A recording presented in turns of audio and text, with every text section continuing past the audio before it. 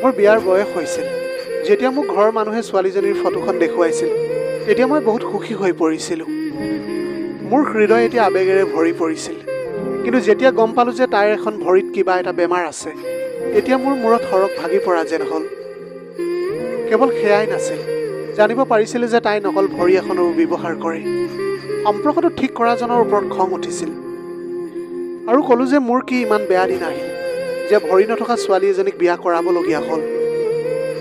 মই এজন সুদৰ্শন ডেকা ল'ৰা আছিলোঁ, মোৰ কোনোৱে অভাৱ নাছিল। তেন্তে চকু মুদি এনেকুৱা এটা সম্পৰ্ক মই কেনেকৈ কৰিম?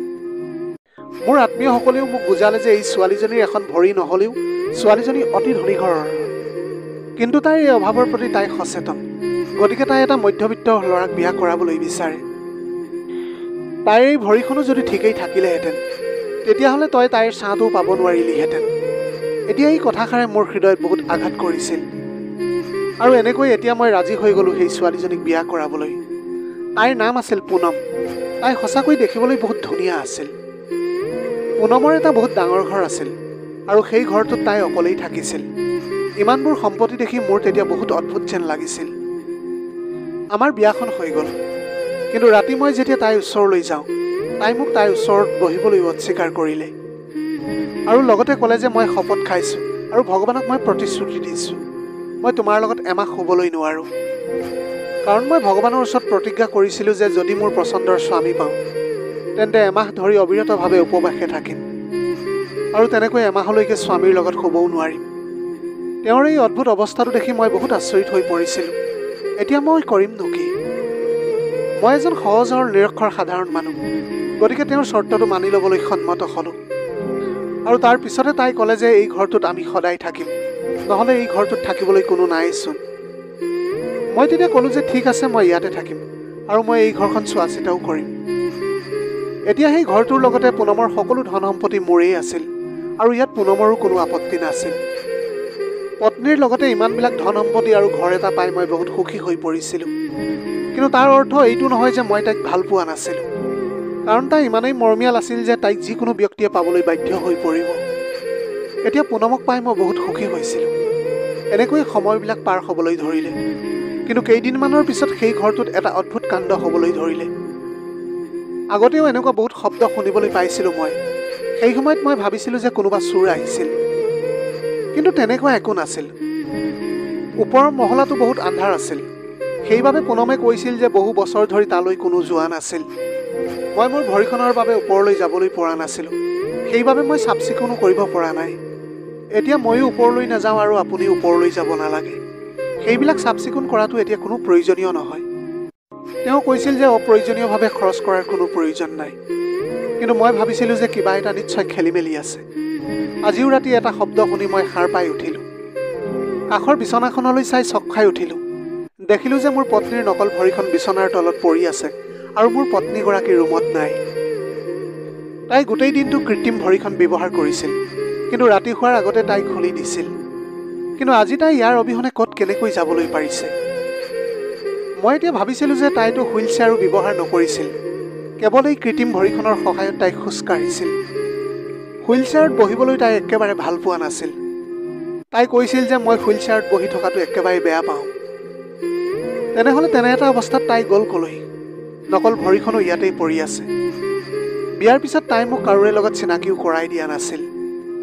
তাই মাত্ৰ মোক এটা কথাই কৈছিল যে তাইৰ এটা বহুত ডাঙৰ ব্যৱসায় আছে, যিটো বহুত কেইজনে একেলগে চলাই যায়।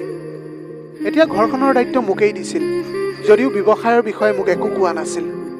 ঘৰলৈ সদায় টকা আহি আছিল, যদিও ক'ৰ পৰা আহিছে মই গমেই পোৱা নাছিলোঁ। এতিয়া মোৰ পত্নীক বিচাৰিবলৈ মন নগ'ল, কাৰণ ভৰিখন নোহোৱাকৈ ক'ৰবালৈ যোৱাৰ অৰ্থটো হ'ল তাই খোজকাঢ়িবলৈ পাৰে।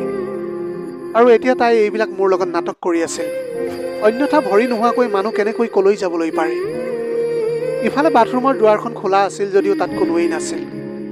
মই ৰুমৰ পৰা ওলাই গৈ তেওঁক বিচাৰিবলৈ ধৰিলোঁ, কিন্তু তাৰ পিছতো কোঠাটোৰ পৰা এটা সামান্য শব্দ শুনিলোঁ। উভতি আহোঁতে সন্মুখৰ দৃশ্যটো দেখি মই একেবাৰে আচৰিত হৈ পৰিছিলোঁ। সেই সময়ত মোৰ পত্নীয়ে বিচনাত বহি কিতাপ এখন পঢ়ি আছিল। মই সুধিলোঁ, তুমি এতিয়া ক'লৈ গৈছিলা? তাৰপিছত তাই ক'লে যে মই ক'লৈ যোৱা নাই। মই ক'লোঁ যে তুমি ধেমালি নকৰিবা, মই এইমাত্ৰ তোমাক বিচাৰিবলৈ বিচনাৰ পৰা উঠিছিলোঁ। তেওঁ ক'লে যে আজি তোমাৰ কি হৈছে? তুমি চাগে ভালকৈ খোৱাই নাছিলা।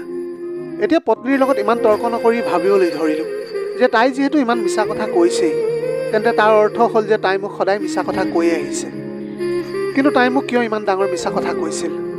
মই নিজ চকুৰে দেখিছিলোঁ যে তাই কোঠাটোত নাছিল, তথাপিও তাই মোক কিয় ইমান মিছা কথা কৈ আছিল?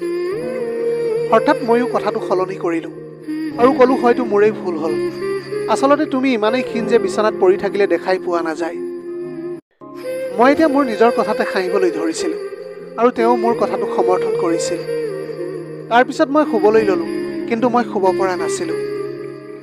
পিছদিনা আকৌ ছাদত কোনোবাই খোজকাঢ়ি থকা শুনিলোঁ আৰু ঘূৰি চাওঁতে দেখিলোঁ আজিও পত্নী মোৰ কোঠাটোত নাছিল। কিন্তু মই আজি শুই থকাৰ অভিনয় কৰিছিলোঁ, কাৰণ মই কাইলৈ সেই গোপন কথাটো ফাদিল কৰিব লাগিব। আৰু মই বিচাৰিছিলোঁ যে মোৰ পত্নীয়ে যাতে সাৱধান হৈ নপৰে, কাৰণ তাই যদি ইমান ডাঙৰ খেল খেলিছিল তেন্তে তাৰ অৰ্থ হ'ল তাই সাধাৰণ মানুহ নাছিল। তাই আছিল এগৰাকী অতি চতুৰ মহিলা। আজি আকৌ চিৰিৰ পৰা এটা শব্দ আহিল আৰু যেতিয়া মই আকৌ ঘূৰিলোঁ, আজিও তাই বিচনাত নাছিল আৰু তাইৰ নকল ভৰিখনো এনেকৈ বিচনাতে পৰি আছিল, যিখন ভৰি বিচনাখনত আজিও তাই কাপোৰেৰে ঢাকি থৈছিল। কিন্তু আজি মই হাতত এটা টৰ্চ লৈ ছাদৰ ফালে আগবাঢ়িবলৈ ধৰিলোঁ। মোৰ পত্নীয়ে কৈছিলে যে বহু বছৰ ধৰি কোনোৱে ছাদলৈ যোৱা নাই আৰু তাত বহুত ধূলি মাকতিৰে লেতেৰা হৈ আছে, কিন্তু তেনেকুৱা একোৱেই নাছিল। মই অতি সাৱধানভাৱে দুৱাৰখন খুলিলোঁ। দেখাত এনে লাগিল যেন প্ৰতিদিনে কোনোবাই ইয়ালৈ আহে আৰু সদায় ঠাইখিনি পৰিষ্কাৰ কৰি থৈ যায়। স্পষ্টভাৱে যেতিয়া তাই মোক ইমান মিছা কথা কৈছিল, তেতিয়াহ'লে এই মিছা কথাটোও ক'ব পাৰে। ওপৰলৈ যেতিয়া গ'লোঁ, তেতিয়া মোৰ হৃদয়খন ভাঙি চুৰমাৰ হৈ গ'ল, কাৰণ মই এজন পুৰুষৰ মাত শুনিছিলোঁ তেতিয়া তাত। এতিয়া মোৰ মনলৈ প্ৰশ্ন আহিছিল যে কি মোৰ পত্নীয়ে মোক প্ৰতাৰণা কৰিছে নেকি? কি তাই আন পুৰুষৰ সৈতে ছাদত আছিল নেকি আৰু মোক ইমান ডাঙৰ মিছা কথা কৈ মোক বিশ্বাসঘাতকতা কৰি আছে নেকি বাৰু? যদিহে সঁচাকৈ তাই এইবিলাক কৰি আছে, তেনেহ'লে তাই মোৰ লগত কিয় কৰি আছে? মইতো তাইৰ এখন ভৰি অক্ষম হোৱাৰ পিছতো তাইক বিয়া কৰাইছিলোঁ। ইয়াতে মোৰ কি দোষ আছিল? আৰু যেতিয়া ওপৰলৈ গ'লোঁ, সকলোবিলাক স্পষ্ট হৈ পৰিছিল আৰু সেইটো সময়ত লাইটটো জ্বলি আছিল। ওপৰতো এটা বৰ ধুনীয়া কোঠা বনোৱা আছিল। মোৰ হৃদয়খন এতিয়া খুব জোৰেৰে ধপধপাই আছিল। এনেকুৱা এটা দৃশ্য মই চাবলৈ বিচৰা নাছিলোঁ, যিটো মই কেতিয়াও পাহৰিবলৈ নোৱাৰিম। কিন্তু দুৱাৰখনত টুকুৰিয়াৰ লগে লগে একেধৰণৰ দৃশ্য এটা মোৰ সন্মুখত ভাহি আহিছিল। সেই কোঠাটোত এজন মানুহ বহি কম্পিউটাৰত কাম কৰি আছিল আৰু মোৰ পত্নীয়ে তেওঁৰ ওচৰতে বহি আছিল। মই এতিয়া লক্ষ্য কৰিছিলোঁ যে মোৰ পত্নীৰ ভৰিখন একেবাৰে ঠিকেই আছিল। মোক দেখাৰ লগে লগে দুয়ো একেবাৰে আচৰিত হৈ পৰিছিল। তাৰপিছত মই একো নোকোৱাকৈ তাৰ পৰা উভতি আহিবলৈ ধৰিলোঁ। তেনেতে মোৰ পত্নীয়ে মোৰ পিছে পিছে দৌৰি আহিল আৰু তাইক দৌৰি অহা দেখি মই ৰৈ গ'লোঁ। মই তেতিয়া তাইক ক'লোঁ যে তুমি মোৰ লগত ইমান এটা ডাঙৰ খেল খেলিলা। তাৰপিছত তাই ক'বলৈ ধৰিলে যে আচলতে মই এনেকুৱা এটা কাম কৰোঁ যাৰ বিষয়ে মই কাকোৱেই ক'বলৈ নোৱাৰোঁ।